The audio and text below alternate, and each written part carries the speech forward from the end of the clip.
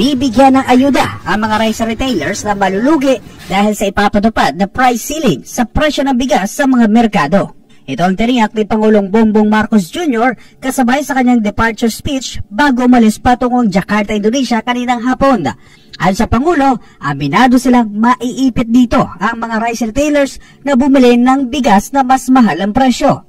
Dahil dito ay gumagawa na umano sila ng paraan at mga plano, katuwang ang DTI at ang Department of Agriculture para magkaroon ng listahan ng mga retailers na kanilang bibigyan ng ayuda.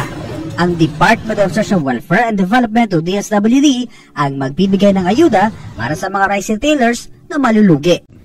At habang ginagawa yan, kinakalkula rin kung ano ang magiging lugi ng mga rice retailer dahil nga sa price cap.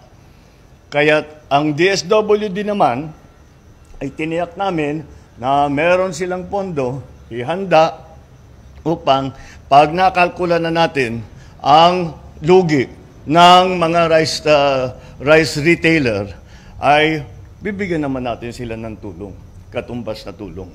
Kaya huwag sana kayo mag-alala. Matatandaan ang inilabas na Executive Order No. 39 ay nagtatakda ng price ceiling na 45 pesos kada kilo para sa well-milled rice, habang 45 pesos naman kada kilo para sa regular milled rice na magiging epektibo ngayong September 5.